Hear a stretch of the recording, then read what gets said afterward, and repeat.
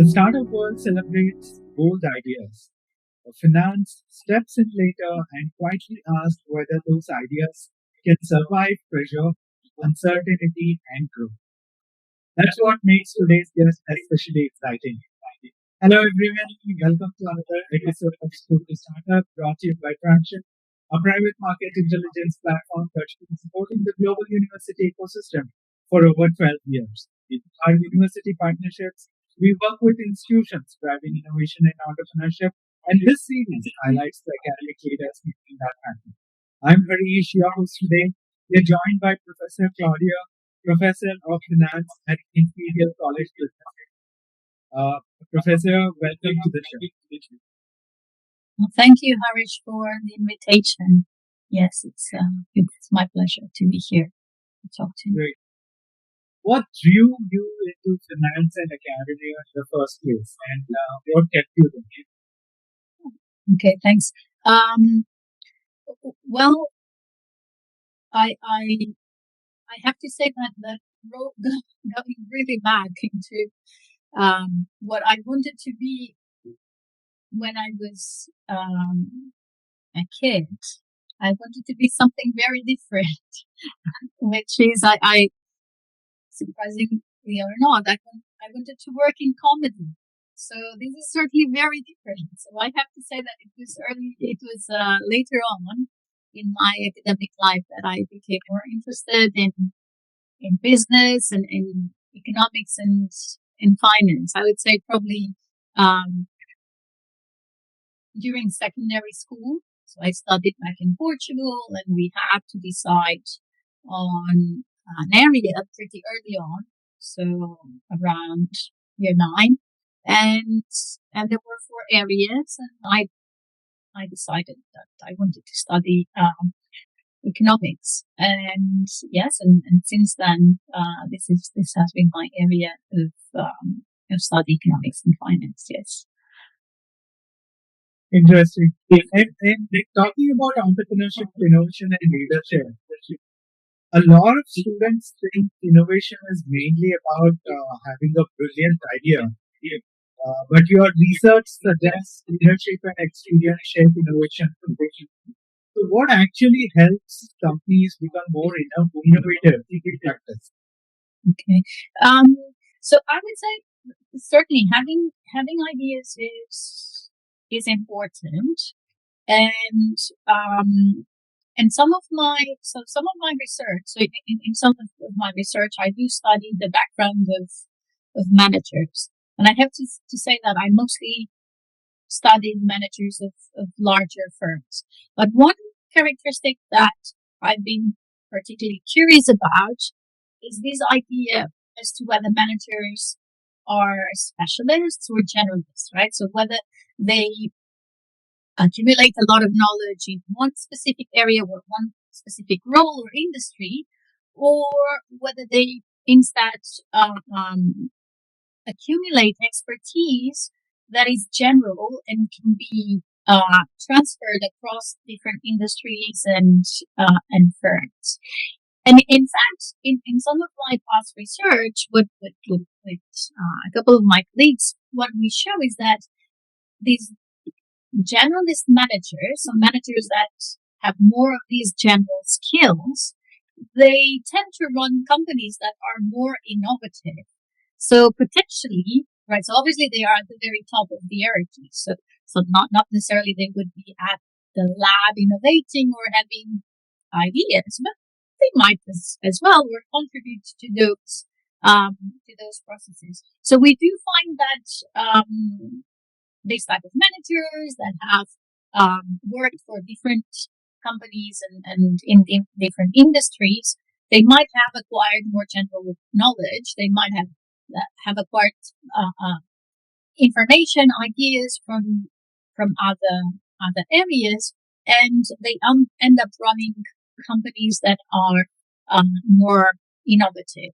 So I have to say that the specific mechanism that we look into in that specific piece of research is not necessarily linked to idea generation, but it's more of this idea that in order to incentivize innovation, you need to allow for these tolerance for failure. Okay, so in the short run, you should allow innovators to fail, and then you need to reward long-term success.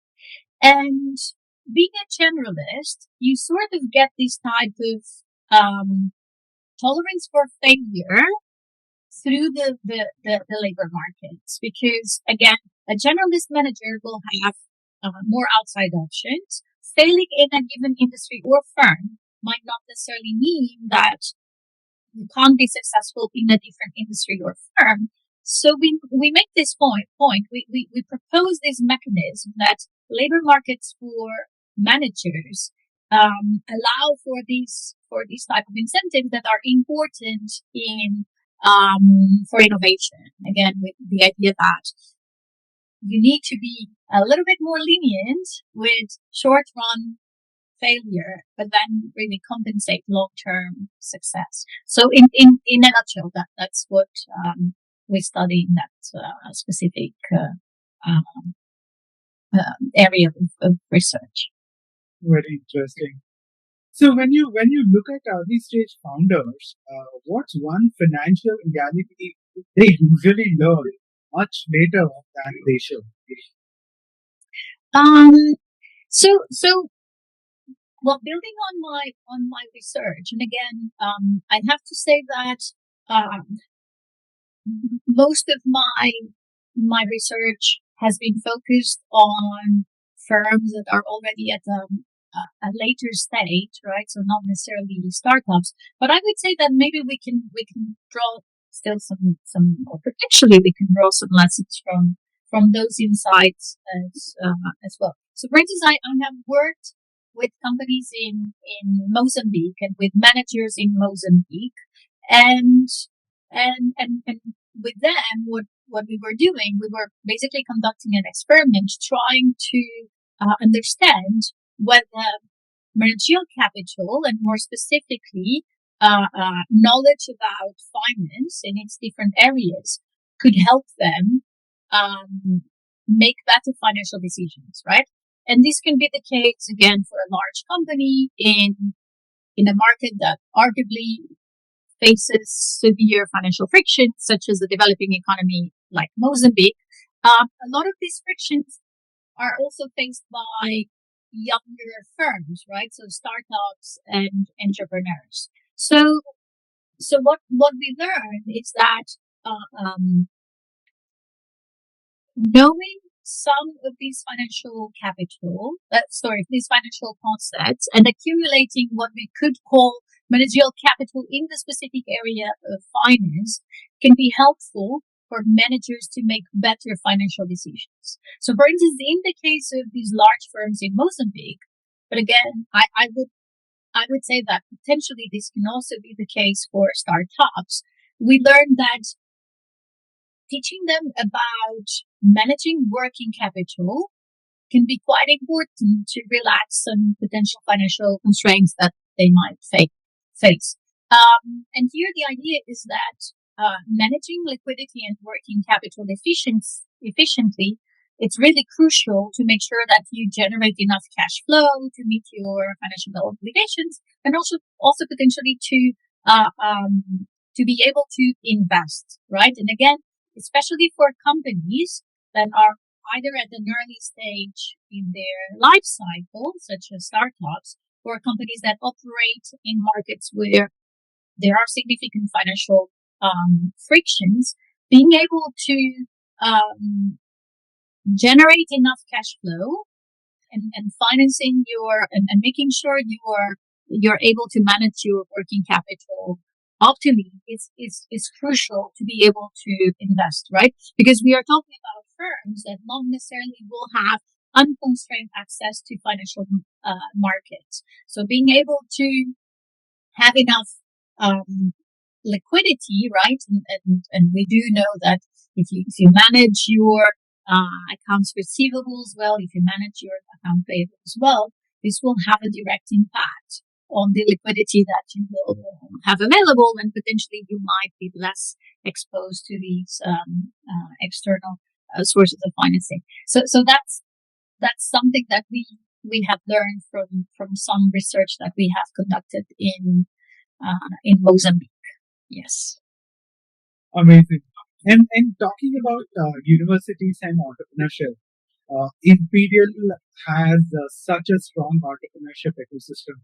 So, in your view, what does a university do right when it genuinely, supports the entrepreneurship?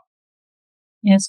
Well, I would say universities are the natural place in terms of being ecosystems of idea generation, but also aggregating knowledge that comes from different areas, right? So thinking about Imperial, I think it's a very successful combination in terms that like having a STEM based university, and now it's actually we call it the STEM B university because you have all of these STEM areas that are naturally associated to innovation and the creation of startups, right? And in areas that can be really, really innovative. And then you have the business school that can potentially help these startups to be successful, right? And provide them with, again, what I was calling before, these managerial capital, also financial knowledge that can be very important for these startups to succeed. Of course, having a brilliant idea is key, right? So being innovative and being able to create something that will make a difference and have an impact is crucial, right? But I would say the managerial capital is certainly complementary to these idea generating process and to the innovation generating process. So the two things combined are very important, I would say, and are drivers of success. Interesting. And I want to close with a quick one. If a student came to you and said, I have a big startup idea, huge ambition, and almost no understanding of finance, how worried should we be? Um, I again, this might be a biased response from me, right? So, being a finance professor, I'm very tempted to say that you should be very worried if you don't know any finance. But again, I'm going to back up my answer with some of the research that I have conducted, right? So, again, this idea that managers who have some background in finance, who have learned some finance, seem to be able to make more sound financial decisions, especially in contexts where financial markets might be impaired, where these frictions can be more severe. So being able to evaluate the financial context, I would say, is crucial to make good decisions. And this is and we show this with our research that this will have an impact on the performance of firms. Again, in my research, we have mostly looked at large firms, and we were looking at the performance, like mostly measures of accounting performance for large firms. If we were to look at startups, probably we care about accounting performance, but also we would care about survival and so on. But I'm very tempted to generalize the results from this research to the context of startups and to say that financial knowledge at the entrepreneur level is crucial for success. Amazing. Before we wrap, for students, researchers, and early founders who are watching today, what's one piece of advice you would leave them with? Um, so maybe I'll just make this point once again, right? So obviously it is important, probably a crucial condition to have good ideas, right? So to have innovative products and ideas, but but most likely necessary but not sufficient, right? And another necessary but not sufficient condition is probably to have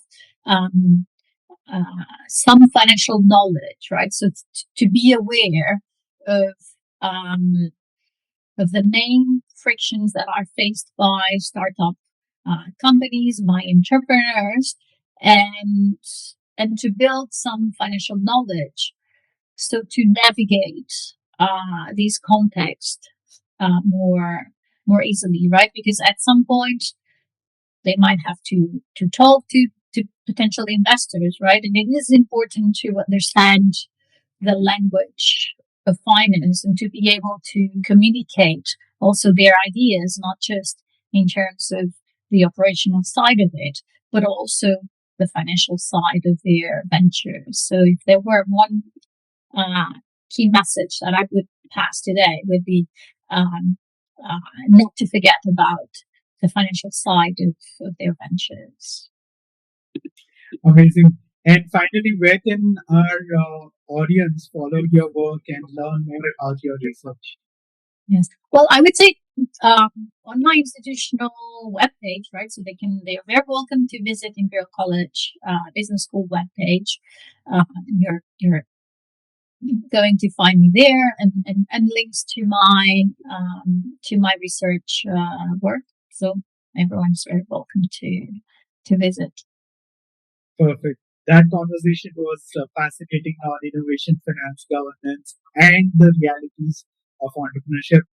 Professor Claudia, thank you so much for joining us and being part of this episode.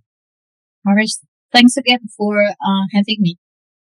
Great. And if you have enjoyed watching, do like, comment, subscribe, and hit the bell icon so you never miss an episode of School to Startup. See you in the next one.